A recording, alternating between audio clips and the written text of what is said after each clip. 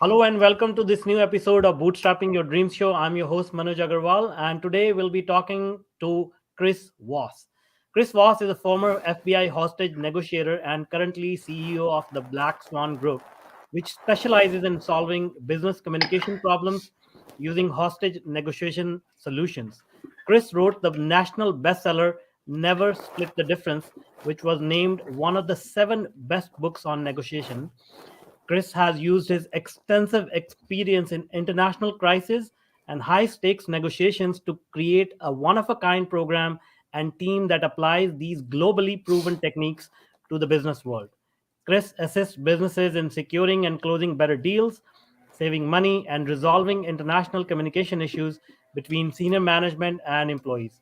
Voss was also an adjunct professor at Georgetown University's McDonough School of Business and a lecturer at the University of Southern California's Marshall School of Business prior to founding his company in 2008.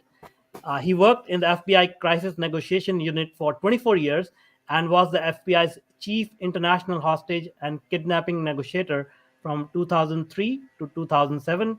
From 1986 to 2000, Chris was a part of the Joint Terrorist Task Force for New York City. Chris was the lead negotiator on the Jill Carroll case in Iraq and Steve Centeni case in Gaza in 2006.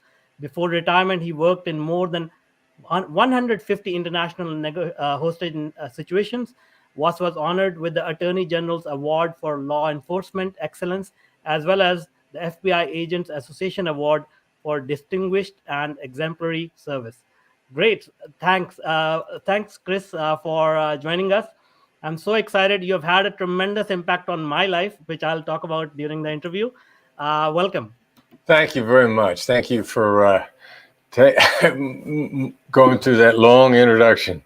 No, you have so many credentials, so many achievements. So uh, now let's do talk about that. Can you help us, get to know you better? Walk us down the memory lane. How did it all start? How did you get into FBI and negotiation in these high stakes situations? Well, I grew up in a small town, Midwestern environment, blue collar, and which was an ethic of work hard, figure it out, be honest.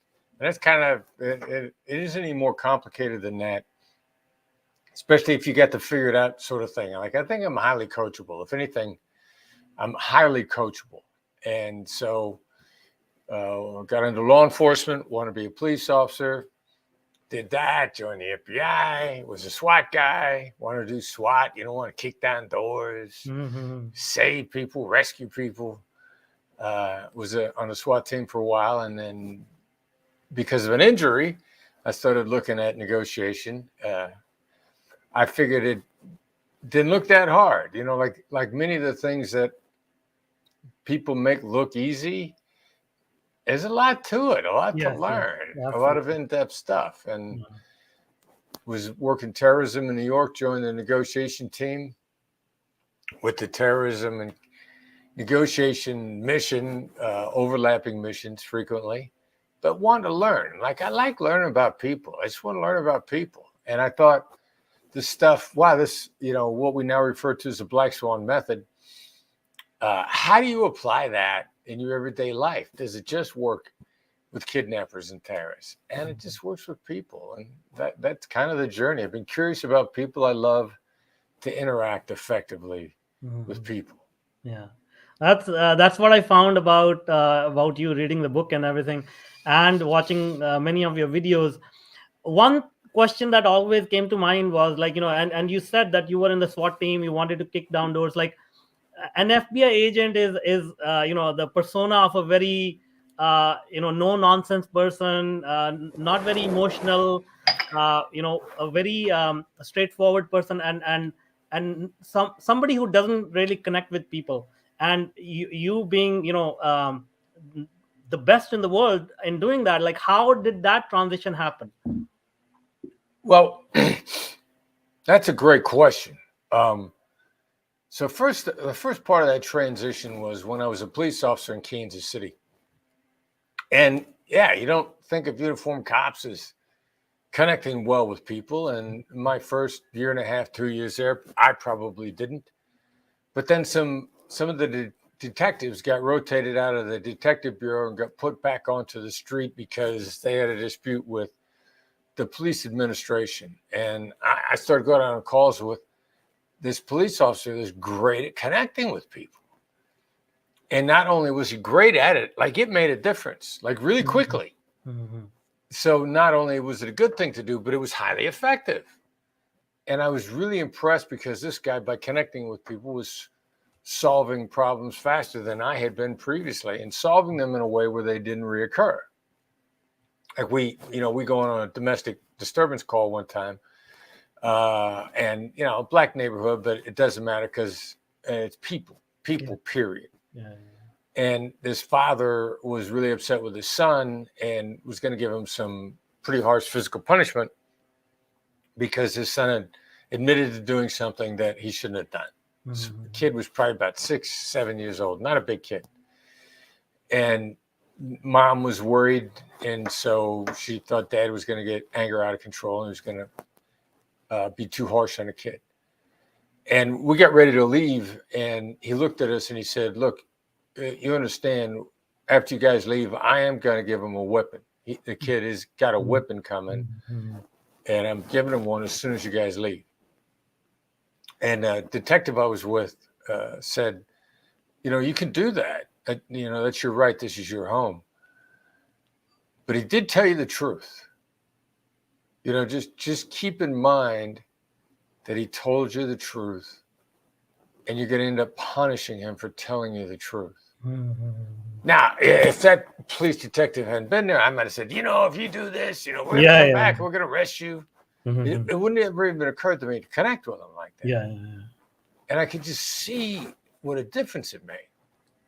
And flash forward a few years later, I'm work at the FBI Joint Terrorist Task Force in New York City.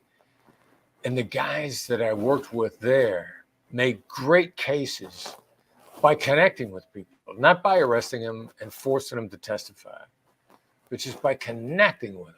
Mm-hmm. And that was really what got me started on the value of connecting with people. Long-term collaboration, forget about leverage. Leverage is nothing. Leverage is in the eye of the beholder. Yeah. Connecting with people, that makes a difference. That's awesome. And now taking this further, connecting with the father who's upset with the son is one thing, but connecting with somebody who has hostages or maybe done worse things, killed people and whatnot, how do you find it in yourself? Like, most people will say, like, I will never listen to anything that this person has to say, or I will never try to understand. And even subconsciously, our mind will not allow us to agree with anything that this person is saying. So how do you overcome that hurdle? Yeah, it's a great question. And subconsciously, we say, I'm never going to listen to them. Well, I'm never going to listen to them till I feel heard. Mm-hmm. And there's a few things, like whether it's a father with his son in Kansas City, whether it's a terrorist, whether it's a business deal. There's 3 to 5 things that people are always thinking about, no matter what the circumstances. Like, the circumstances will change, but what we think about are very similar. What are those things? What does this mean for my future? Mm-hmm. What am I losing? How do I see myself? This father in Kansas City, he's thinking about his son's future. He's thinking about his future. He sees himself as a disciplinarian. He's afraid of losing that aspect of himself, that he sees as a strong disciplinarian. Yeah. The terrorist, they see a future that's vastly different from the one that's coming at them. What a point of fact. I mean, the future's all in our head. There isn't a human being on earth that, if you look back over the past year, it wasn't vastly different than what you expected. Absolutely. So the future's in our head, So what am I seeing in the future? How does this affect me as a human being? And then what am I afraid of losing? Like, those 3 things are just like come up over and over and over again. They're disguised. They're disguised by circumstances that confuse us. I heard a long time ago, a guy said, history doesn't repeat, but it does rhyme. Mm-hmm. Well, the rhyming is human nature. So what are the rhymes? And when you begin to see the rhymes, then you see them show up over and over and over again, because it's a human being in front of you, regardless of what the external circumstances are. Yeah. That's pretty profound. Um, let's go a little bit deeper into that. As as you pointed out, like we all have similar concerns, but they are all disguised due to the situation, the words that are said, and all that. And I remember in a few examples that you negotiated, like there was I can't remember all the details, but there was somebody who was very religious, and he was not coming out of a truck, and there was some incident where in the Bible it said you should surrender on the fifth day or something, and then there was similar incident where another hostage was captured, and she was a female and her hair were visible in the video. And so these were very, very subtle clues. And how do you really like remove all the noise and get to these really subtle clues of looking at what is actually going on and how to get into that mind of that other person? Yeah, it's really just practice. Like Mm. everybody has the ability to do this once you start listening for it. Yeah. And it's pretty much like a mental exercise is pretty much like any physical exercise. Whatever exercise you're trying to do, when you first start trying it, you get exhausted quickly. But then if you stay at it, if you're going to be a long distance runner, you don't expect yourself to go out and be able to run a marathon the first week. You're going to ease into it a little at a time. Your body's going to adapt, and it's going to be capable of more. And you're going to be surprised at what your body's capable of. So I started listening for these sorts of things when I was volunteering on the suicide hotline last century. And then the more I did it, the more I was able to hear it.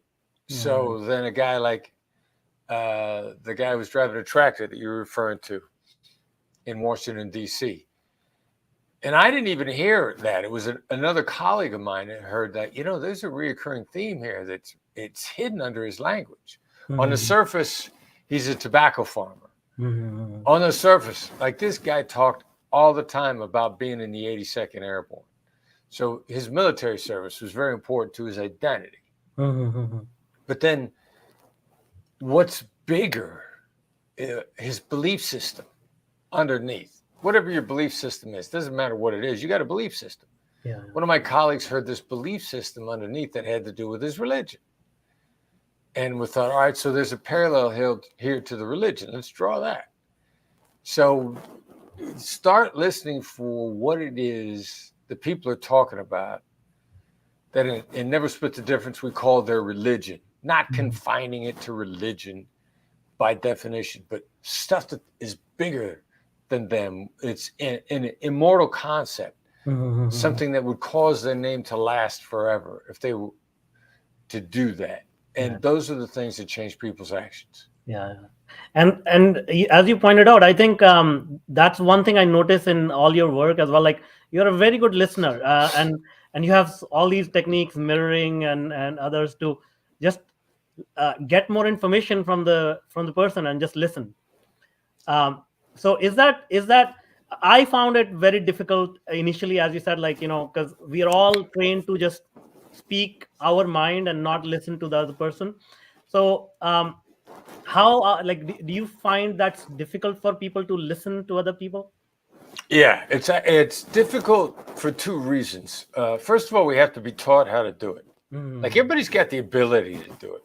I mean, we were as a newborn infant, regardless of anything else, religion, gender, ethnicity, diet, geography, as a newborn infant, we're born with tremendous potential and the ability to learn and absorb.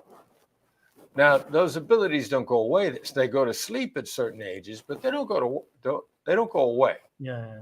So yeah, you have the ability to learn to listen. The Black Swan method are really tools, mechanisms, so that you can listen better and faster to accelerate the outcome in a positive direction. But we've all got the ability to do it.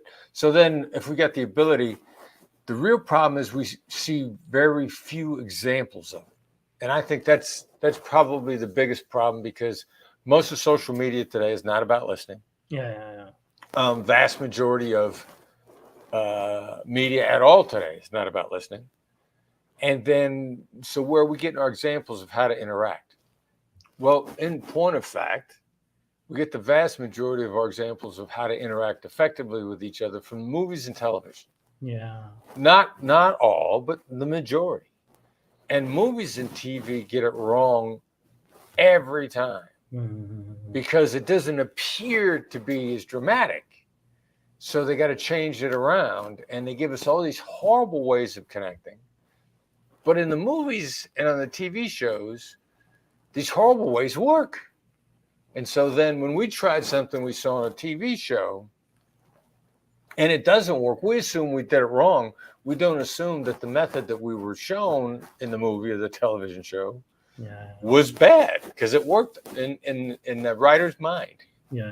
That's why it's really hard.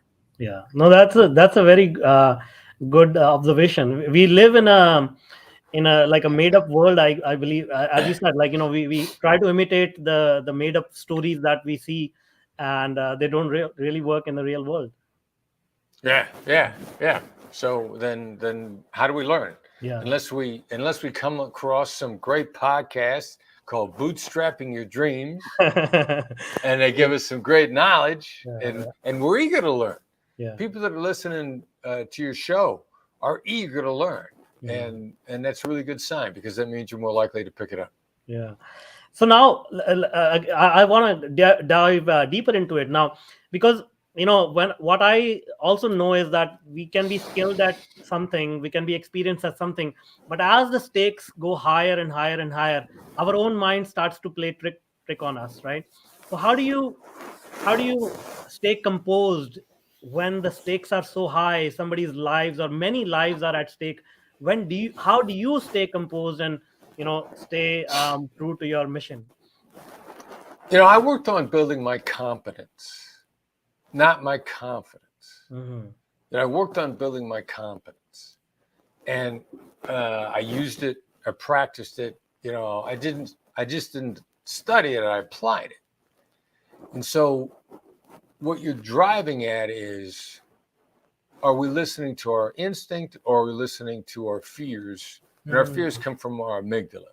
Now that's a humanity struggle, is what voice is guiding you, your instinct or your fear voice, the amygdala. And the more practice you get, the more it's your instinct. And the less practice you get, the more it's your fears, and your fears are wrong. Your fears lie to you. Your amygdala is a liar. It whispers in your ear and whispers to you about failure. Tells you you're going to fail 9 out of 10 times. When in fact, you're going to succeed 8 out of 10 times. But we forget about the math. And then the 2 times out of 10 that we fail, the amygdala jumps back in and says, see, I told you. And you forget about the percentages. So I worked on building my confidence to the point that I had trust in the process. And then when you trust the process, you lean in and you realize that you don't win every time. You just win more than anybody else does. I see. And so now, is there a specific, I meditate a lot, so I get some of these concepts. Do you apply any of these kind of technique, like meditation or breathing techniques, or is it part of the FBI sort of training routine? Because it's so difficult to control our mind, because as you said, like, our subconscious mind is so powerful, and we don't really know. There are deep rooted beliefs from our childhood and whatnot. So how do you, like, is there specific? I guess I'm looking for something actionable that maybe the audience can take and say, hey, if you do this, it will help you listen more or control your mind more. Well, you have to do those things, and it's what I refer to as mental hygiene, which is very similar to oral hygiene. You got to do it every day. You don't have to do it for an hour. You do it a little bit every day. But do you have to do it every day? Well, did you brush your teeth today? Yeah. But wait a minute. You brushed your teeth yesterday. You might have even brushed your teeth last night. You mean you got to do it again? Yeah, because your body's natural processes work against you on oral hygiene. What's the analogy to our attitude? What the analogy is that our or our mind's default mode on attitude is survival. The default mode is survival, and survival is negative attitude. Oh, it's going to go bad. I got to get out of here. We're not naturally optimistic. Mm-hmm. We're naturally pessimistic because in the caveman days, pessimism was required to survive. Now, we've inherited that wiring. So survival mindset is not the same as success mindset.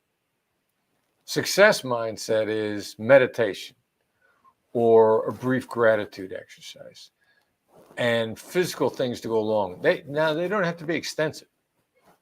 You can meditate for 3 minutes. You could pray for 3 minutes. You could clear your mind for 3 minutes. Just little bits and pieces here and there to maintain the mental hygiene, just the same way you do your oral hygiene or anything else, because you're going to deteriorate otherwise. Yeah, you can pick anything. Meditation is a great one.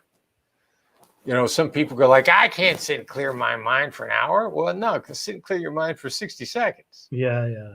The Wim Hof breathing method also clears your head. So you kind of get a double bang for your buck at the same time, as we say in the United States. Yeah. But do something, because your survival mode is going to fall back into place, and you got to take care of your success mode of thinking. Yeah, that's a very good point. Like I like the analogy of hygiene, mental hygiene. It's because as we go about our day, all that sort of the dust start to collect on our mind, and we need to just clear that windshield. Absolutely. So now let's talk about, as you said, you rely on your instinct and competence, but not always you succeed. And the consequences in your line of work were really, really big. And even now, working on high stakes negotiation. So how do you deal with failure? How do you deal with mistakes? Yeah, well, there's two separate things there: failure and mistakes, and then there's also what is failure. Rarely is a mistake going to cause disaster by itself. Mm-hmm. There's a phrase that we use in English, which is probably a universal concept: the straw that broke the camel's back. Yeah. Well, the straw that broke the camel's back didn't break the camel's back by itself. Yeah. Like if you only put that straw on a camel's back, the camel would have been fine. It was an accumulation of things. Yeah. So it's never one single mistake to begin with. So I think I instinctively learned that. So there's a difference between, is it a mistake and is it a failure? Now, was it a failure? Well, did you ever have a chance for success in the first place? Hostage negotiators are successfully globally about 93% of the time. Wow. Now that means it's going to go bad 7% of the time. Almost 1 in 10 is going to go bad. So no matter what we did, like maybe we never had an opportunity ever. Maybe the other person was lying to us. Maybe they concealed the true agenda so well that we were never going to get there. And as a hostage negotiator, you get seduced by your successes, because the 93% success rate, if you've been in less than 10 scenarios, less than 10 situations, the odds are your favor that everything is going to go well. And I realized that when I was training negotiators, and what I saw over and over again was, once people started to approach double digits, somewhere between 8 and 12 opportunities, something was gonna go bad. And the first time it went bad for me, I realized that I'd been repeating my boss Gary Nessner's phrase for a long time: best chance of success versus guarantee of success. And when I had a negotiation go bad, I thought, well, I've been saying best chance of success all along. I guess this means you're not going to be successful every time. And that helped me cope with the failure, the defeat, the disaster. And it's that case in all our interactions. No matter how good you are, it's not going to work every time. What you really want is what gives you the best chance of success. No, that's great. And So the other thing is like, how do you transfer this knowledge from a very different world of law enforcement and terrorism and bad stuff to business, which is all Right. positive, all good, and the people are well dressed. It's a totally different situation in a boardroom. So uh, help us understand that contrast. Yeah. How do you succeed based on what I learned from a drug dealer? Exactly, How do exactly. you succeed based on what I learned from a terrorist? Yeah. And it goes back into how do human beings make decisions regardless of the circumstances? How's this going to affect how they see the future? How does this affect who they think they are as a human being? Mm. What are they worried about losing? In last century, when I learned hostage negotiation, I love saying it, last century. That we were taught to look for the loss. And then around 2002, Daniel Kahneman wins the Nobel Prize in behavioral economics Yeah, yeah, on prospect theory, which is basically loss impacts people's thinking more than anything else. Now, it's not the only impact, it's just the biggest impact. Now, if Kahneman gets the Nobel Prize, then this doesn't apply to just hostage takers. This applies to human beings, period. That's why they give him the Nobel Prize. It yeah. applies to every human on earth. Yes, yes, yes. And so that begins to translate from how do you succeed based on what I learned in hostage negotiation. Look for the loss. That's going to give you the clues as to what their thinking is, particularly if you don't agree with how they're thinking. They see a different loss than you do. Now, how do you look for the loss? With respect and with deference, because you want to find out what they're thinking without making them feel trapped. Because if you disagree, that's going to become a point in time when you want them to see it differently, which means you get into their thinking, you get into their head by invitation. That's what empathy is all about. Get into somebody's head by invitation. Then once there, how do you get them to see a different future? Because the future is in everybody's mind anyway. So how do you get them to see a different future? Since you're in their head by invitation, you want to interact with them in a way that gets them to think. Like, I'm coaching some people that are working in dentistry just about a week and a half ago, trying to get somebody to make an investment in their smile. But it costs a lot of money. Well, if they say it costs a lot of money, the loss is the loss of the money now. Yeah, yeah. What's the investment? Happiness for the rest of their lives. I mean, the ability to smile is transformative for human beings. So what's the question? The question is, what happens if you do nothing? That question is designed to be asked deferentially and to get somebody to think about their future that represents loss. What happens if you do nothing means what's going to happen to you if you're going through the rest of your life experiencing the negativity that drove you into this position in the first place. Yeah, yeah. Now, that's the different than trying to make the case. Most salespeople would want to make the case, look, if you do this, you're going to be able to smile for the rest of your life. If you don't do this, you're going to be afraid to smile for the rest of your life. You're going to keep your mouth shut. It's going to enter. But that's telling them. What I want is to get somebody to think about it. Yeah. So I learned in hostage negotiation, ask a great question to get somebody to think. And that's how you succeed in your business and personal negotiations.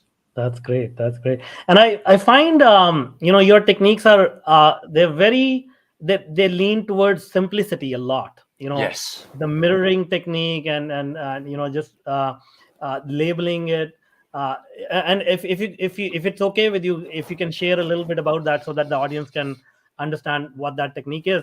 But I feel like you really focus on simplicity so that it can connect with the most people at the least common denominator. Right, exactly. I mean, if it's too complicated, you're not going to be able to use it. But just because it's simple doesn't mean it isn't effective or even elegant. And one in particular you mentioned a moment ago that's just absolutely matches that description are mirrors. Yeah. If you're mirroring someone, a hostage negotiator's mirror, a black swan's mirror.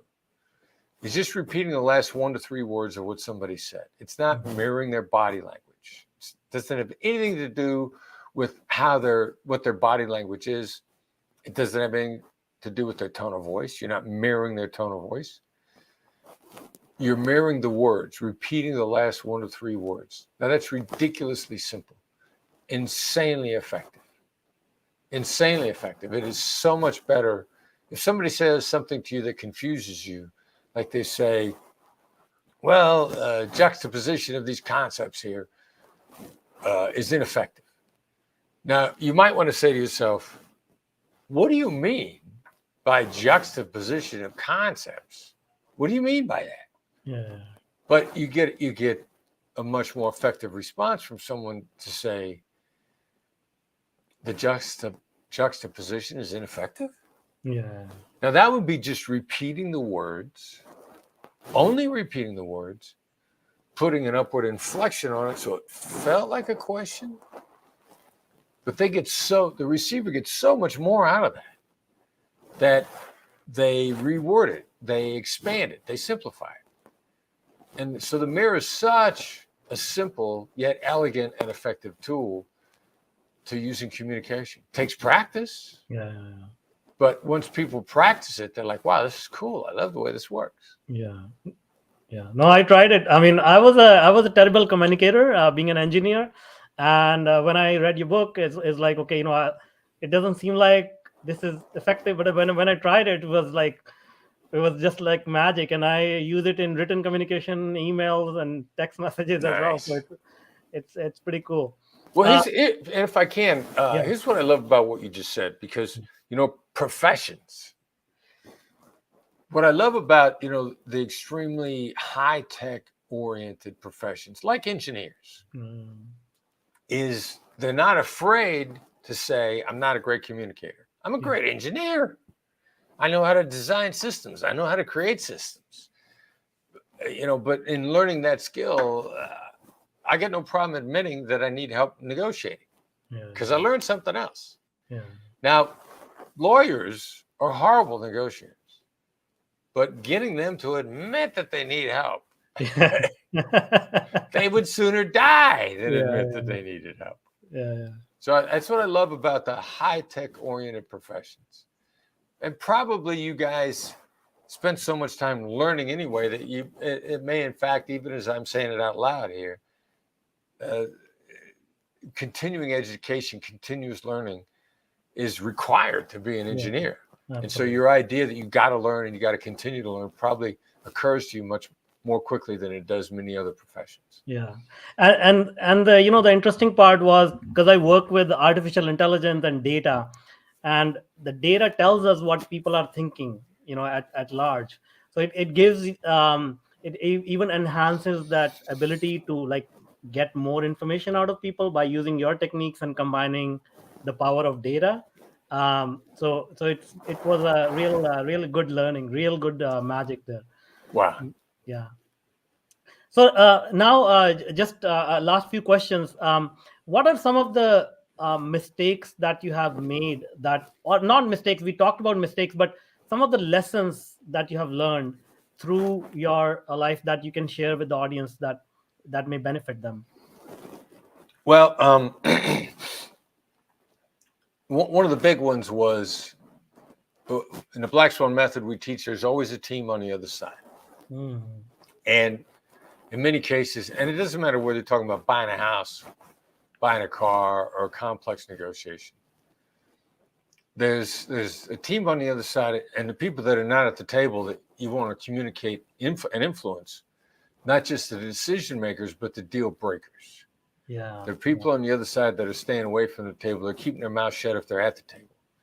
Those are the most dangerous people. You're in a home negotiation, and a husband's doing all the talking, and a wife's remaining dead silent. Pretty good chance that the wife is the most influential of the two. Yeah. She's just going to keep her mouth shut because she wants to talk to her husband when they're not at the table. She could be the deal breaker. You think the husband is the decision maker when the wife is a deal breaker, or vice versa. Yeah. So, who's involved in the thinking process that is either being kept from the conversation or is keeping themselves from it. Those people are important to influence, and you can only influence them through the person you're talking to, which is where deference comes from, which is where listening first comes from. Mapping the terrain, understanding, that the hidden landmines are the things that you really got to watch out for, as opposed to the obstacles that you could see. The hidden landmines are emotions. The hidden landmines are the people that are refusing to communicate because they want to blow things up. So really understanding it's not just about the person across the table, it's also about the people that are behind them. So you need to expand your sort of line of sight and area of visibility to other people. Expand your line of sight, and then just, the big one was ask questions to cause the other side to think, and then cause them to go back to their side and say, well, what about this? Chris keeps saying, what happens if we do nothing? And Chris asked it 3 times. And now I'm worried, what does happen if we do nothing? They go back and they talk to their colleagues, their family members, their coworkers, their influencers. And then collectively they talk about it. And now you got a united team on the other side, because you're just trying to have an impact with your questions. You're not always looking for an answer. You're looking for an impact. That's great. And one of the last questions I always like to ask is, you've had tremendous success. You are a global icon. What kind of impact, any mentors did you have on your life? Because I believe, we all need help in many areas of our life, and we don't get too far without somebody really giving us some of their wisdom. Yeah, well, I was always looking to learn. I mean, and people that open my eyes. Jim Camp wrote a book in 2002 called Start With No. When I was only doing hostage negotiation. And to me, in many cases, my mentors are the books. And then I've been lucky enough that in many cases, I've tried to follow up and get to know the authors. And I got to know Jim Camp. And learning about these ideas in a completely different context, and finding out that the dynamics of human nature are the same. Like Jim Camp wrote in his book, people will die to preserve their autonomy. Now, this is a business negotiation book. He's never been a hostage negotiator, not done anything that comes close to it. That's the basic theme for why we have hostage negotiation, because people will die to preserve their autonomy. People will get killed if the law enforcement says surrender or die. Oh, they'll say, okay, you want to take away my autonomy? I'll die for that. So to me, the learning books that were interesting to read and taught me something simultaneously, in many cases, have been my mentors, and then I've gotten to know the people that wrote the books. That's awesome. Great. Thank you so much, Chris. This has been such an honor, such a deep conversation, and I'm pretty sure the audience loved it as much as I did. So thank you so much for your time. Thank you. Let's tell people how to follow up with the Black Swan Group, if I may, because they may want more information. Absolutely. Yeah, please. So wherever you are in the world, Black Swan's website is blackswanltd.com, BLACKSWANLTD.com. Now, in the upper right-hand corner of our homepage is a tab for our newsletter, our blog. You click on that, sign up for the newsletter. It's free, and it's concise, and it's usable. We put out a lot of free content. If you want to learn the free stuff to put you in a position for the more expensive and sophisticated products we have, get the basics down with all the free stuff that we give away, starting with our weekly newsletter that's concise and usable. You get it on Tuesday morning. Wherever you are in the world, it'll adapt to your time zone. Tuesday's a good morning to read something brief on learning and then apply it for the rest of the week. So go to our website, find our free stuff, take advantage of all the free stuff we have. We'll put that link in the show notes. Thank you so much. Thank you for having me on, man. This has been an absolute pleasure. Thank you so much. Thank you. Same here. Thank you.